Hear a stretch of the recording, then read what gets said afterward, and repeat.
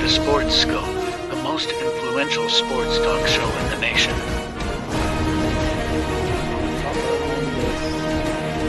What is today, the 19th? Stay tuned for updates and great sports content. Hello, everybody. Welcome to Sports Scope. I'm your host, Robert Butler, on this 5th day of March. We are 1 week from tomorrow of official free agency in the NFL. Today was a deadline. A lot of players didn't get tagged. A few players got tagged that I thought that would not get tagged. One being Michael Pittman. The Colts. Looks like the league is really leaning into wide receivers.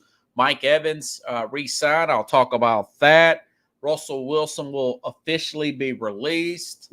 Going to give a little bit of credit for effort for Denver. I have a take on that as far as Denver making that gamble with Russell Wilson. Talk about that. Also, Saquon Barkley. Now, he will be a free agent. He will not get he will not get the franchise tag for a second time. I'll talk about that a little bit later. Also, Chris Mortensen, former NFL reporter of Chris Mortensen, ESPN. We're going to talk more about the era that he came through and the glory days of that and more. Let's get our first and only break out of the way. I'll come back here in 49 seconds. We'll hit the ground running here on Sports Scope. Hello, Sports Scope followers. The program has seen tremendous growth since going 5 days a week. I just wanted to thank everybody for your cash contributions and sharing the program with friends and families. Just a reminder, if you want to contribute to the program, go to the Cash App, the cash sign, and Sports Scope. There are other ways to contribute to the program listed at the bottom of the screen. If you want to advertise on the program, go to Sports, that is Sports with an S, another S, Scope, SKOPE, at gmail.com, just like it's listed at the bottom of the screen. Thank you and enjoy the program. Alrighty then. Okay. So, anyways, yes, Seattle took a gamble, or Denver, they took a gamble on Russell Wilson. Okay. Seattle totally won this trade. I've talked about that at nauseum. Now, Denver, he will be released sometime, probably this time next week, give or take a few days here.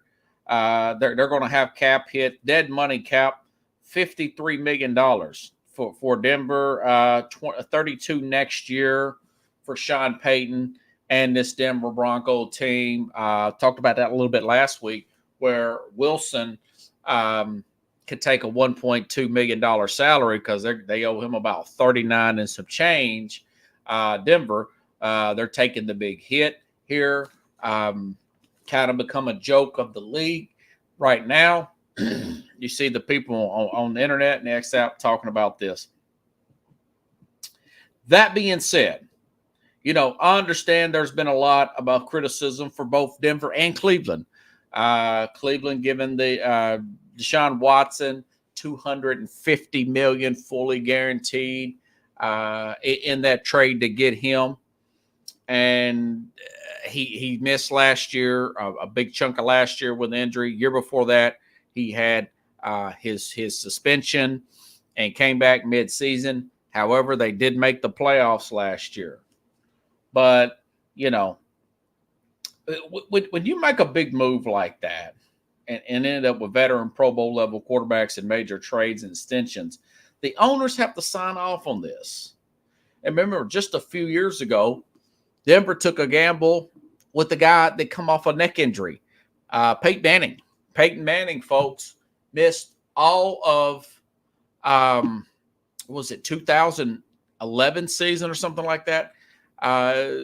Missed that entire season with a neck injury The Colts get the first overall pick. He gets cut, and they go out and get Andrew Luck.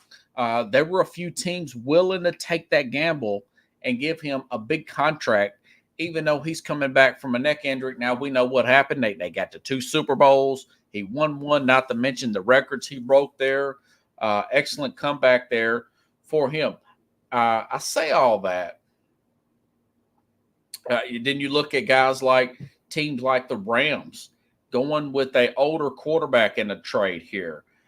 Trading for a Matt Stafford, guy coming into his mid-30s here, taking a gamble on him, giving up your guy that made you to the Super Bowl, thinking this guy from a Detroit team can can possibly carry you over the hump. So it works out there. So I actually commend the effort, and that's what I said about Cleveland beforehand. They haven't had a Pro Bowl quarterback since Derek Anderson. He was an alternate. That's 15, 16 years, 17 years ago, technically, back in 2007. Okay. But you had the owner. The owner wants to win. Okay. Denver, they've made other moves with quarterbacks, could not get that position right. Tried the draft. Drew Lock was not the guy. And so they make the move. But again, the owners have to sign off on these type of deals. I'd much rather have a team that takes big swings like that, whether it be with the veteran quarterback. And I mentioned 2 that worked out. Matt Stafford worked out, okay? Peyton Manning worked out, although they didn't have to give up a bunch of draft compensation. They did give up a lot of capital there. That worked out. Stafford and Manning worked out. Russell Wilson crapped out. And it looks like Deshaun Watson's going to quite not be that player. It still remains to be seen. I haven't totally given up hope on that. But you got to give it an A for effort here. How many years did Detroit not do anything? Did just sit on it and wait for a player to come to you? Cincinnati Bengals. Let's forget about Joe Burrow and the glory days they're under now.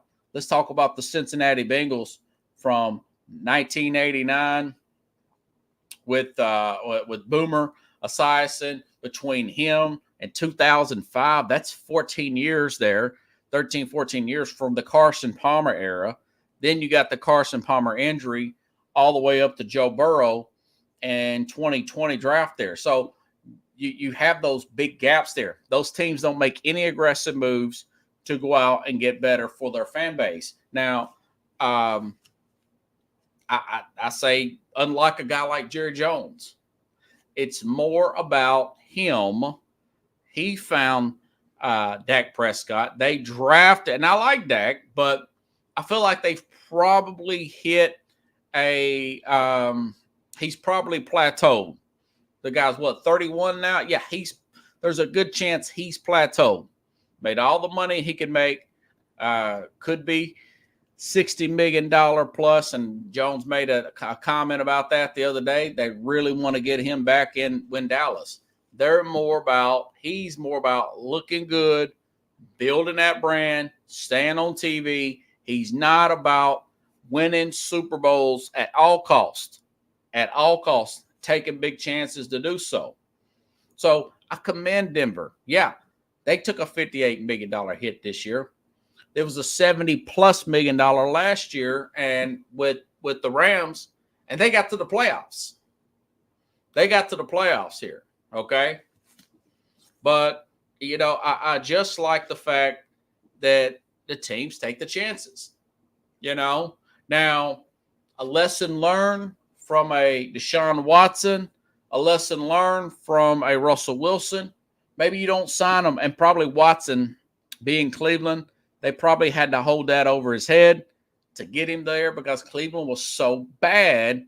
It was it had such a bad reputation for free agents and whatnot. The fairly new owner, Jimmy Haslam, had to roll the dice. He had to roll the dice. But Denver, they shouldn't have extended him when he had 2 years left. Maybe give him a year, see what he looks like in the system here. Okay, none of that worked out. But also, it may be a little easier to take a gamble on a quarterback in the draft. That's why I brought up trading a Dak Prescott, trading a Micah Parsons here, trying to get into that 1 or 2 pick there, or between that top 3 pick, preferably the 1 pick, and get a Caleb Williams. Try to take that big shot to get you over the hump. I remember watching Bill Cowher there with those quarterbacks he had. Neil O'Donnell couldn't quite get him out over the top. Cordell Stewart couldn't quite get him over the top there. Drew, I want to say his name's Maddox, but I may have it. I think it was Maddox. The semi-pro guy couldn't quite get him over. They moved up a little bit in the draft, I want to say, and they got a guy named Ben Roethlisberger out of Miami, Ohio. Got him over the top here. So, yeah, I like the fact that teams do that. All right. So it's not mad at either team. Okay, but anyways, all right. Now, as far as his Russell Wilson's odds, now I've looked at this. This thing seems to be constantly changing, folks. As far as the teams, and I'm trying to find my odds sheet here. Yeah, I got this from Pro Football Network here. Actually, yeah, he was one of the biggest cap hits in history, along with, he's been the biggest cap hit in history for the next 2 years. Matt Ryan, Aaron Rodgers, and Carson Wentz. By the way, Carson Wentz, they got rid of him in 21. He was a big major cap hit there, $33.8 million. Well, we know what happened there. They got to the Super Bowl a couple of years later. And the next year, 22 and 23, they got to the Super Bowl.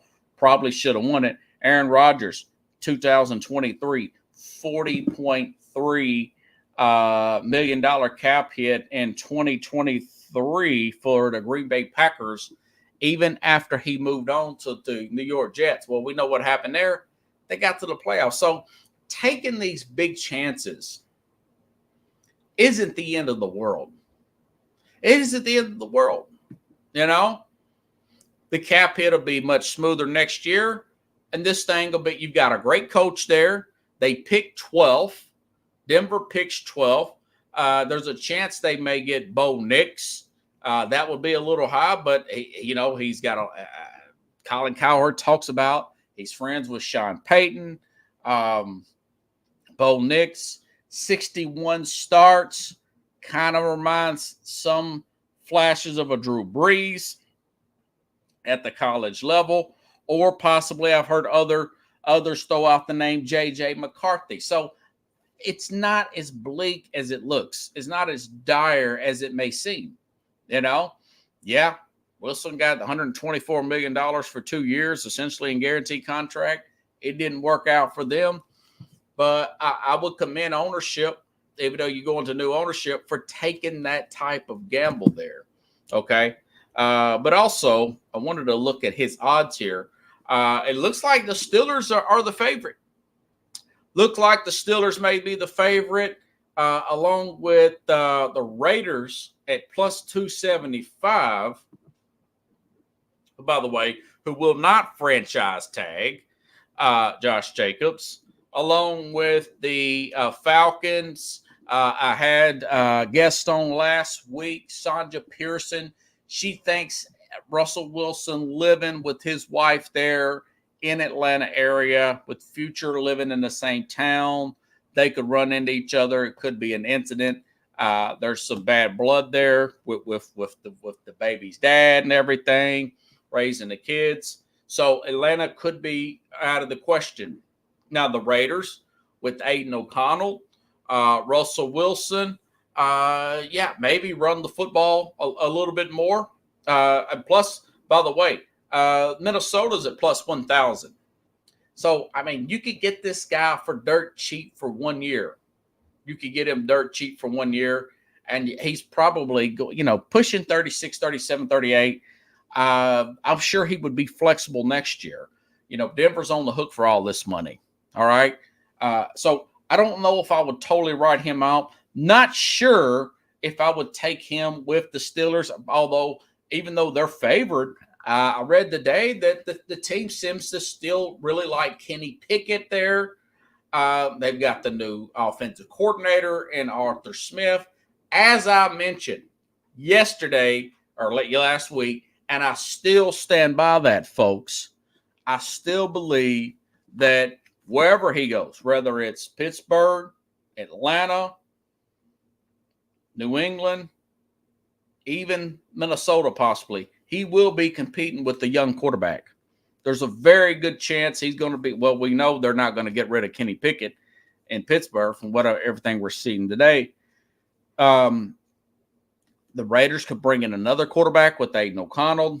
I know Atlanta's going to do something. I played Raheem Morris last week and what he's going to do. And, of course, New England, they're going to bring somebody in. They may very well trade Mac Jones as well. I don't think they'll cut him. I think they'll trade him. He's still on a rookie contract. There's still some trade value there. He'll be brought in to compete as well. So all's well ends well.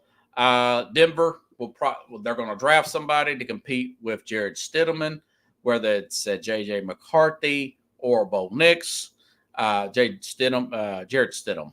I got J.J. McCarthy is the guy they may be looking at.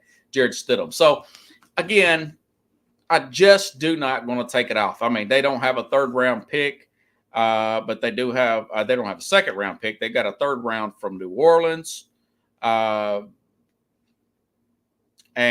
they've got a fourth-round pick, and then, of course, a fifth-round pick. They got 2 fifths, one from the Jets and a sixth round from the 49ers. So they're going to be okay. They're going to be okay. They'll be competitive. They were competitive last year, even after the rough start there. So we shall see as things move along. Okay, now, again, about the contract I expected Mike Evans. I said somewhere between 18 and 21. None of this 25 to $30 million stuff for a guy's 31 years old. I know he's a Hall of Famer. Good red zone threat here. I think they'll try to work out something. I don't think they're going to, and this was what I said last week, I wouldn't think they're going to franchise Mike Evans. Looking at his numbers, looking at how many games. I know he's always got a hamstring injury, but unlike a Julio Jones, Mike Evans is a guy who plays.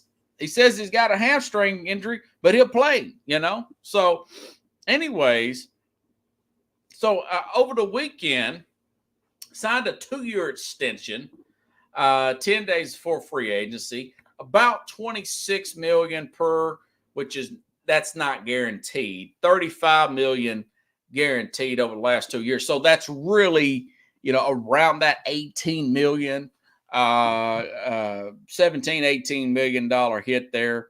Ideal for a contract for future Hall of Famer. I was thinking he was looking for 27, 30 guaranteed. He come down off that real quick. Players don't like the move. He's already won a Super Bowl. I really doubted he was going to take a major discount just to chase another ring. Remember, he got one with Brady. He got his ring with Brady. He's a first ballot Hall of Famer.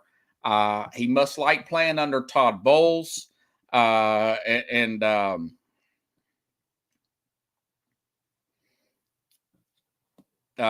Bowles and of course, Jason Light there at wide receiver, who yet, they're in a bad division.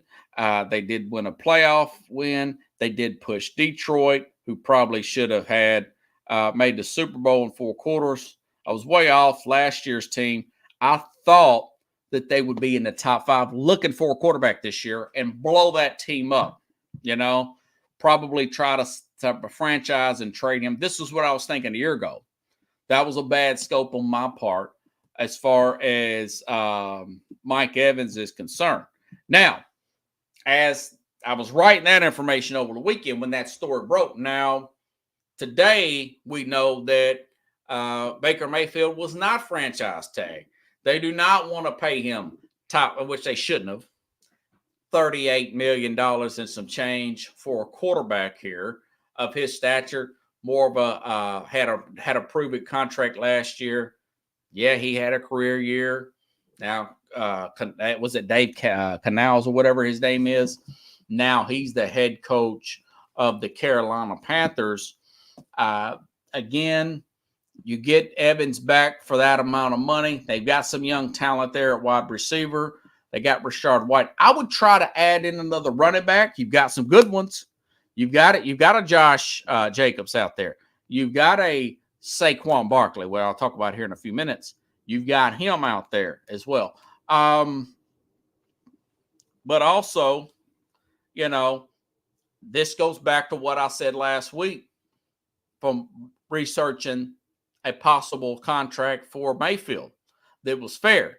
Hopefully he doesn't get the big head and think he's worth 4 years, $40 million a year, some kind of ridiculous crap like that because he had one good year. I was thinking, I want to say this was from Pro Football Network, to a 3-year, $75 million Geno Smith type of contract with an out next year, just in case this was not a situation where possibly he just looked good under that particular coordinator. He's an inconsistent player. He has been an inconsistent player. I would try to draft another player, personally.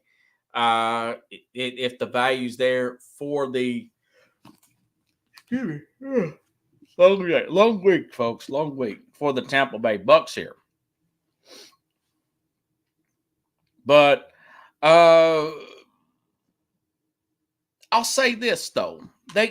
Something, I will commend Todd Bowles and Jason Licht. I did make some other notes here about them. I noticed that when Canals left, they went out and hired Liam Cohen from Sean McVay and the Rams. Todd Bowles, I made a note here. Todd Bowles didn't get lazy and hire an in-house guy like a Mike Vrabel did, like a Mike Vrabel continued to do over the last few years, where he loses a coach by firing him, but maybe he was forced to fire him by the organization, or a coach gets, a few years ago, a head coaching job like an Arthur Smith, both times goes in-house here. Todd Bowles, no, he goes outside of the rim of things. He hires Liam Cohen, who comes over from Sean McVay and the Rams. Didn't get him, maybe if Vrabel goes outside of Tennessee last year and doesn't hire, an in-house guy to replace Todd Downing, maybe he's still the coach of the Titans, possibly still the coach of the Titans. So, I got to commend Todd Bowles here. Also, this signing by Evans, it tells me that they like playing for Bowles, that they're sold on Bowles. It's hard to tell what a player's thinking. Actions always speak louder than their words, right?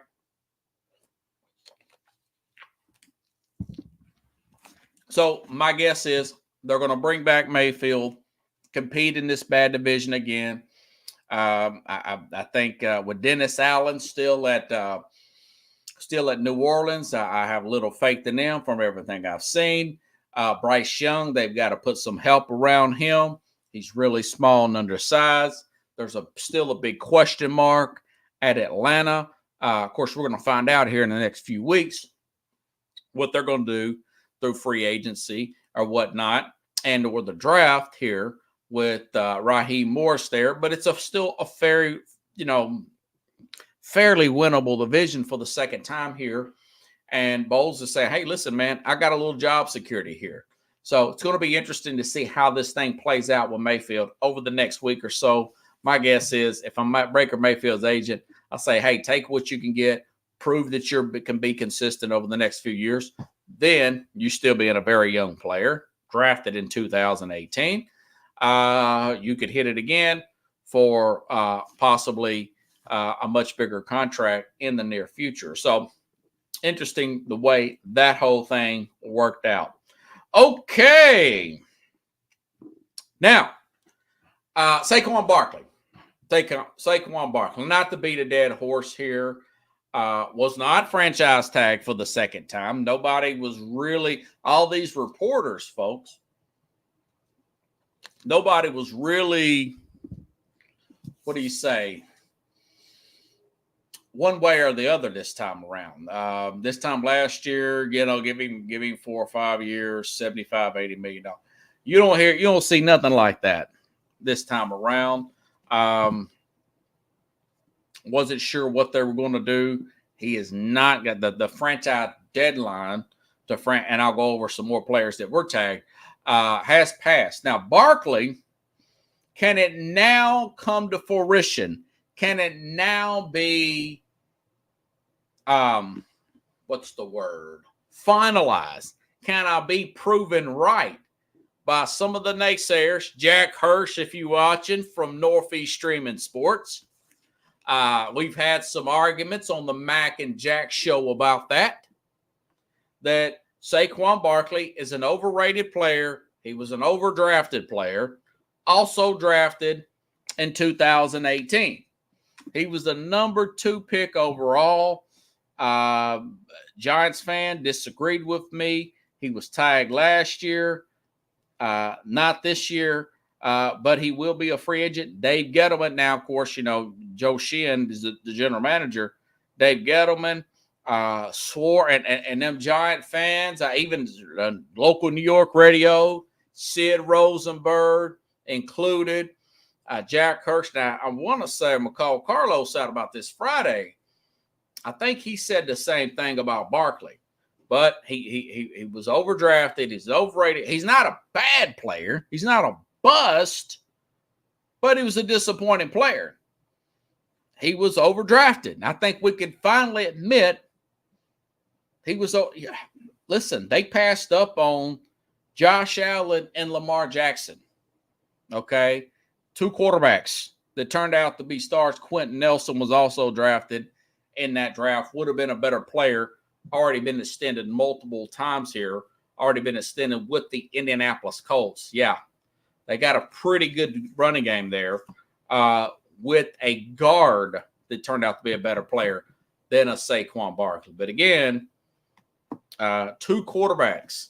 The very next year, if Edelman would have had a head on his shoulder, the very next year, they end up drafting Daniel Jones. I remember exactly what Dave Gettleman said at the time. Everybody knows he's the best player available at 2 in the draft. He was so sure about that. And I'm thinking to myself, I don't know, man. Kiper's pretty high on this guy out of Wyoming, and so am I, from what I see, that the workouts and everything. I wasn't high on Lamar Jackson, but Josh Allen, it was getting towards the end of Eli Manning's era, that you got to look forward and do your thing. Okay, Green Bay Packers drafted the last 2 quarterbacks, folks, that sit on 2 franchise potential quarterbacks. Both sit on the bench for 3 years. Both sit on the bench. Aaron Rodgers sit on the bench for 3 years. I thought, man, he's just not that good. He's got to beat out Favre. Favre's getting older. Of course, we know what happened there. The rest is history. Jordan Love, 3 years, thought that was probably not going to work out. And then he just hit his stride last year, earned another year, probably get another extension. But Gettleman should have drafted Allen or somebody else. I mean, it's just not don't take a quarterback. And I guess that's a good question for Carlos on Friday. Is that the end of an era where you take a running back that high in the draft? You don't take running backs top 5 anymore. I don't know. My guess is I wouldn't, but these, owner gets hyped up on the guy you see on TV a lot. He went to Heisman, sets the world on fire. Reggie Bush caliber player, Barry Sanders type of player. You never know. LaDainian Thomas level, you never know. But again, franchising, They took Daniel Jones in there next year. Jones has been hurt. There's been rumors that they could very well draft a quarterback this year. They're up there. What are they drafted? Fifth now? Fifth or sixth, something like that. They don't need a tackle. It's a big tackle draft. Do you want them to take another wide receiver? Maybe if Neighbors is there, maybe if Rome Odunze's there, they could take a Brock Bowers at tight end. Darren Waller, he said he may retire. Or do you take a chance? What if one of these quarterbacks drop? What if Drake May drops? What if Jalen Daniels drops? What if they just like the independent workouts of a Michael Penix here? They don't know. They could get out of Daniel Jones next year this time. They could possibly do that. Now, that would be bold to take a Penix because of his injury history. But again, you've got to take chances if you want to get somewhere in this league. At some point, you're just going to have to take a chance. You're not going to fall over and bleed to death. Even when teams take a chance and it falls flat, look at the Washington Commanders, then the Redskins, in their same division. 3 first-round picks move up just a few spots. Took Robert Griffin III, who got hurt and never got back up to form. Mainly because he was didn't have the work ethic, and I believe that. Of course, they took Kirk Cousins in the 4th round, who is now, air quote, another hot commodity in the free agent market. He may get re-signed with Minnesota. Then again, he may not. There's other teams that may be interested in him as well, like a Falcons team, from what I hear. So, as far as Barkley is concerned, he's not a bad player. He's just not a guy I would draft that high.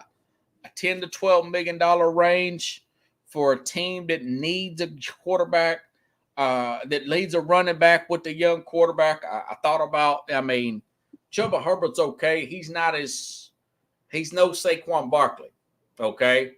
Carolina can use a number 1 receiver. They can use that dual threat. I know they got rid of Christian McCaffrey. They just didn't have the right scheme around the guy, But you think about him. You think about a Green Bay with an aging Aaron Jones. That would look good. A New England now. Zeke Elliott is another guy who's aged. Maybe cut Zeke Elliott, bring him up there to New England. Looks like New England's going to take a quarterback, whether it be Jalen Daniels at 3 or Drake May at 3, somebody like that, or even a Tampa. Yeah, have him and Rashard White as that 1-2 punch there. Got in a defense that will fly around all over the place, even though they lost Shaq Barrett. I've also heard that maybe Houston would look at him. I think Pierce has taken a step back here. But we'll see, though. We'll see. Maybe Pierce was simply injured, okay? Maybe he was simply injured last year. He had a great rookie year there. I'm not so sure. I still wouldn't rule out maybe a Dallas taking him, even though everybody else don't think so. A lot of times it's the teams in your division that go out and get players of that magnitude. But again, didn't want to spike the ball too much, but I'm just glad to finally say that was a bad pick here. That was a bad pick. He's officially going to be a free agent. And I seriously doubt he's going to go back to the New York Giants here. He's probably going to go off to a contender. But then again, it's his second contract. He may simply just chase the money. The Texans are the favorite. The Chargers, yeah. Okay, here, this is from Bear Bets podcast. There's been quite a few, I'm sure, other betting sites have put this on here. The Chargers, okay. Barkley, more of a between the tackles guy than what they have on there with Kelly and the other guy, Eckler. Who's Eckler? Yeah. more between the tackles guy than those two players there.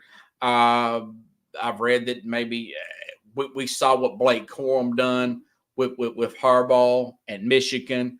I can kind of see that wanting to be physical. Some mock drafts have them taking another offensive lineman early. Now, Nashville people don't want to hear that because the Titans, Tennessee Titans fans, listeners in the Nashville area, would want a Joe Alt here out of Notre Dame to fall down to Tennessee at 7, but these guys are sitting there at 5th or 6th there. They may get another tackle. Maybe this Latinum guy out of Wisconsin, who's a right tackle he's a right tackle out of Alabama there, and have that power running game here, taking more heat off of a Herbert here. I still expect something big to happen there with that Charger wide receiving core. We still got a week before the free agency starts. Could be a possibility one of those receivers with the Chargers are going to get moved because they're over the cap here. Whether it be Kenan Allen or Mike Williams, I would probably move Williams. He's just that much more he's too injury prone for my liking. But yeah, I could see Harbaugh going out again and getting a guy. They're second favorite here, plus 275 to get a Barkley. And I tell you, there's a good chance they can win that division next year if they make the right moves. Other teams listed, the Cowboys, again, in the division. The Ravens, of course, always want to get another running back. They've got a couple running back free agents. Eagles those are 2 guys in the division. Packers, I mentioned. The Bengals, plus 5,000. Raiders and Bills.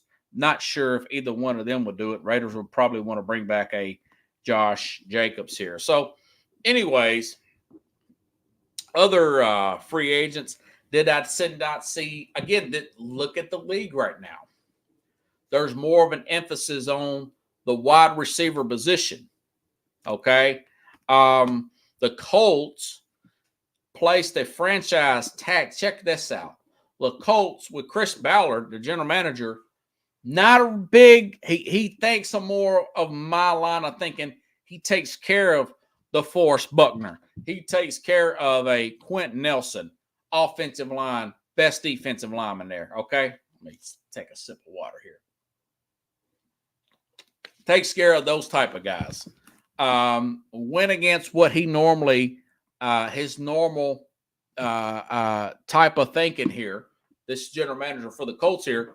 I didn't see this coming, folks. Michael Pittman will get a $21 million, $21.8 million dead bang. All of that goes towards the cap if you don't get a deal done. That's a big hit for the Colts here. Besides, they've been working on the long-term deal, Tom Pelestrio says, and talks figured to continue. So I think they're probably going to get a deal done there. Did not see that coming, all right? And I'll say this, with him being franchise tagged, with Mike Evans getting the 2-year deal done, I thought 6 months ago, 5-6 months ago, when I knew these guys were coming up, that there's a possibility they both could just walk, you know? I thought they both could simply just walk. I know Pittman's been pretty good with the Colts. Hadn't been a world beater. And I also know that Evans, really good player. Thought they'd go in a different direction since he's post 30. That was not the situation.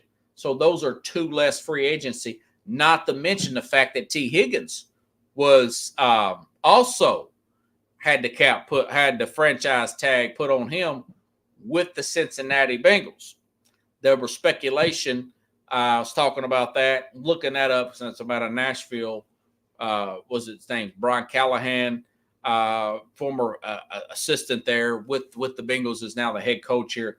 Titans got a lot of money, but they got quite a bit of money still left over. No big hits from the Joe Burrow contract with the Cincinnati Bengals. So my point is, Those are 3 wide receivers that could have very well 2 or 3 weeks ago that it could have very well been on the market coming up next week. What does this say? Well, a couple of things. The teams that wanted a wide receiver now to make a big splash at that, they're going to have to lean on the draft. But also, again, if you're Minnesota, if you're smart and you're Minnesota, you could get a big I still think you could get multiple picks. I said 3 first-round picks. Say if you're a team that is picking, I don't know, 7th, 8th, 9th, something like that. Would the Titans, I'm just throwing them for example. I wouldn't want them to do this. Would the Titans trade their 7th pick and some future picks for Justin Jefferson, a world-beating receiver in his prime? You know, I think you could get multiple picks, including a top first-round pick, for Justin Jefferson. They've already drafted a wide receiver last year that has played, but, everything is supply and demand. Do you want to be reliant on a rookie wide receiver, although talented, to carry you throughout the playoffs next year if you are wanting to make that big run? Do you want to do that? Or do you want a proven commodity like a Justin Jefferson because there's more demand because people are keeping their wideouts? All right. Would a Carolina trade their, well, of course, I think they traded their first-round pick already, didn't they? They would do it if they did have it.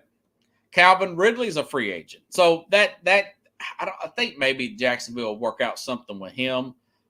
He showed some big flashes there with Trevor Lawrence last year. But then again, I'm not in the locker room with him. But that's just something to think about there. Less wide receivers on the market than we originally expected, although from everything I hear and read, we're expected to do so. All right. Let's see. Okay, other players. Saquon Barkley, I mentioned Josh, Calvin Ridley, Chris Jones, kind of expected that, did not get tagged. They used it for Snead, the cornerback there, but there is a possibility he could be traded. He could be Snead, the 2 corners there. Could they go ahead and work out a long-term deal with the Chris Jones? Maybe do a 3-year deal with him. Do a sign and trade. Well, they've tagged Snead, the Jarius Snead.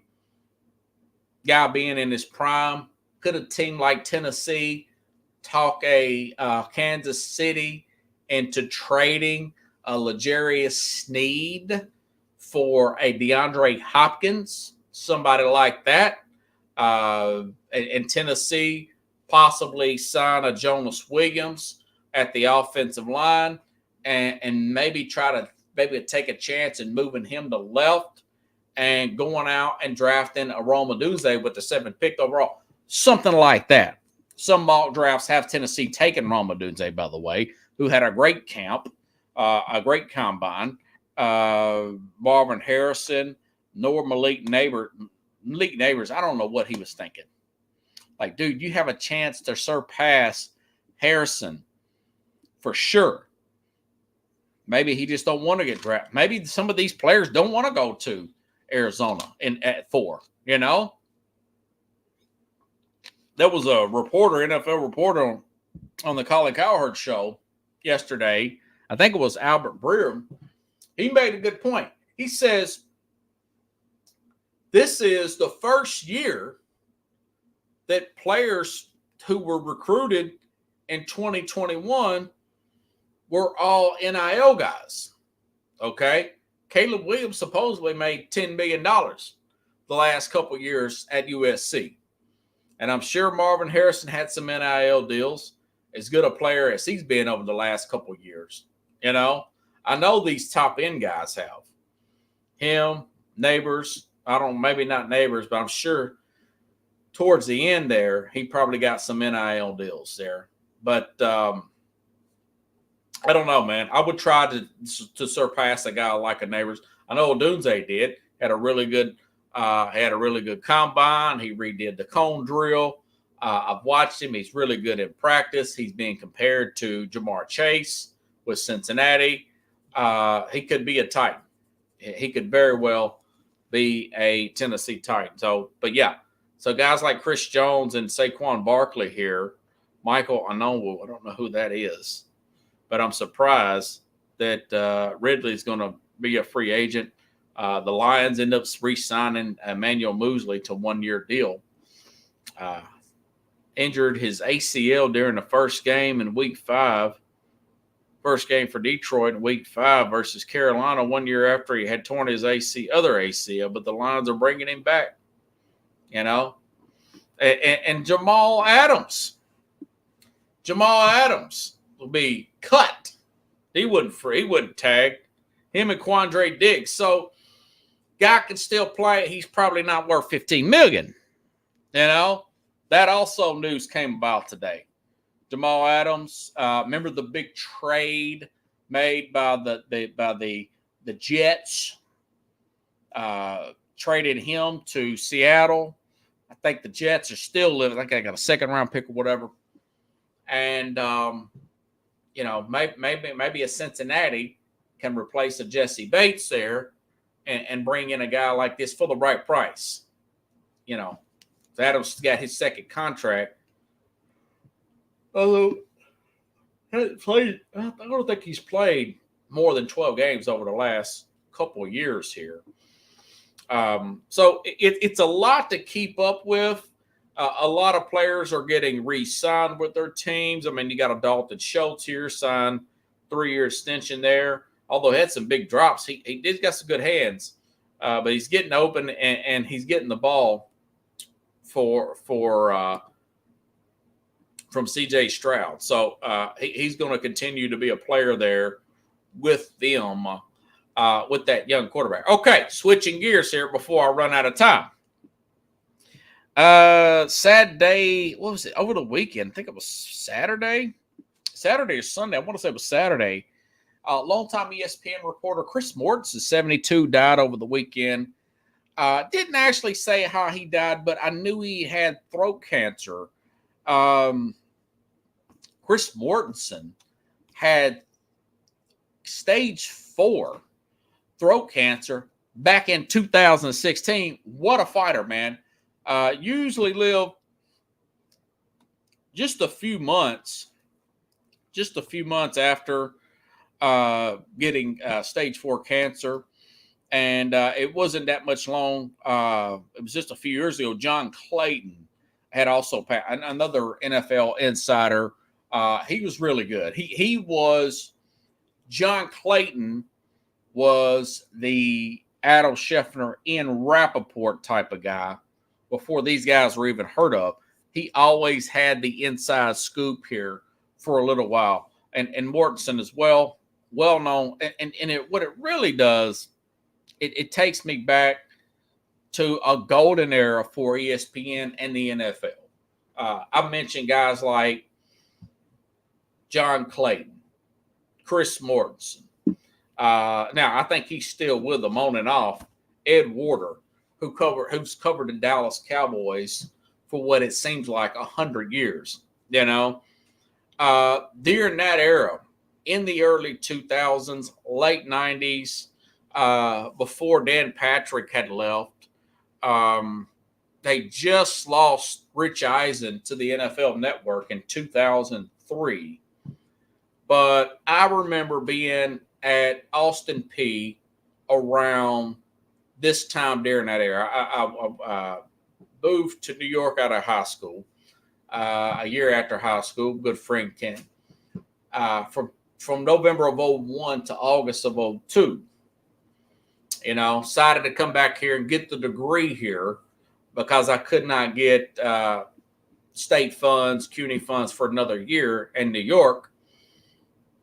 which I kind of had second thoughts about, but that's all history. Could still considered a resident of Tennessee, came back to Tennessee, 02, started Austin Peay. And I tell you, during that period from 02 to 06, I thought that was the golden era for the NFL on the ESPN. You know, I would watch NFL Live, Sports Center updates. When you see guys like Chris Mortensen, John Clayton, I was always looking forward to seeing if there's going to be a big trade in the NFL, what's the latest reporting, who they're leaning towards at quarterback. Isn't one player coming up in stock afterwards? I remember when Reggie Bush was really hyped up in 2000 and when he came out in 06. Everybody and their brother thought that Bush was going to go number 1 overall. It's a lock. Heisman Trophy winner. Killed at a USC 2 years. Had that huge game against Fresno State there, 200-something plus yards. He's a world beater. You know, people compared him to like a Barry Sanders type of player. Just a big playmaking guy. And sure enough, it was not him. Houston ended up taking Mario Williams. Then the Saints took this guy at number 2 overall. But watching ESPN during that era, when you didn't have, this was before the race baiting. This was before the politics. This was before cord cutting. This was when Netflix was just a DVD. My brother-in-law would order Netflix movies on DVD, and they would send them in. If he held them for a certain amount of time, they would just charge him for the movie. He would just own the movie, or he would return it, and they wouldn't charge his card for it. But this was during that time of those early 2000s, you know. But this was when ESPN was really at its peak. You have these huge panels that later cost them money, but they would have these huge panels of former players on there and come on all during the day. You know, I would be done with my classes during the week, usually around 2:30, and I'd go home and see those shows, NFL Live, 3 o'clock Central Time, and watch that. And then they would do Sports Center draft specials for hours. Then I would come back out and go get something to eat. And we, Kevin, and I'll bring this up with Carlos, as he recalled those times. You would get updates from guys like Chris Mortensen, Ed Warder, John Clayton. I'm here at so-and-so camp here. It looks like they really like so-and-so wide receiver. They might go with the offense. So you'd be amped up. Are they going to go quarterback? You know. So that was the glory time when I thought that ESPN was really at its pinnacle.